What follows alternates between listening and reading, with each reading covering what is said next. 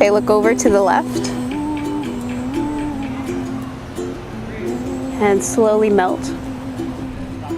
And as they do that, they're going to continue melting all the way to the floor. There's an idea that I want them to imagine that they're actually being punched in the stomach, but again, this is as slow as possible. And this punch is going to take them to the floor.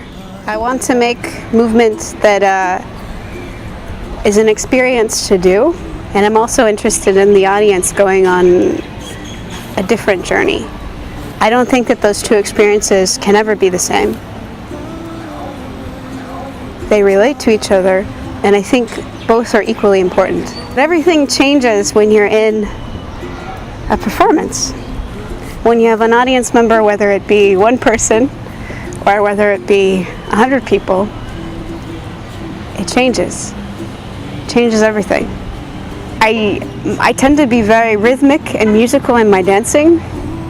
So for me, the hardest thing in the world is taking out the accents and moving incredibly slow. So I think with this piece, I'm trying to challenge myself to do those things that don't necessarily feel natural to me, and look at something as one long, continuous sentence. It means that you are putting those ideas that you hold closest to you up to the test of whether you really believe them or not. And the things that hold true will stay the same.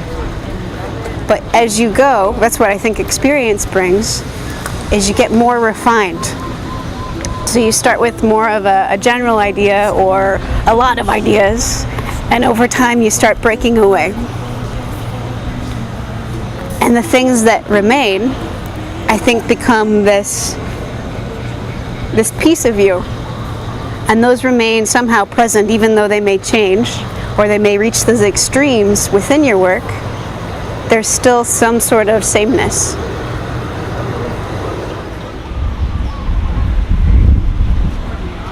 Your body being filled with sound. Slowly, as your body fills, from the bottom to the top, grow to standing. Remain soft and full as your right arm raises to the sky, coming into releve. This is the first step of the structure. So I don't know exactly what will happen on that course, but this is what I envision right now. And I'm okay with that changing.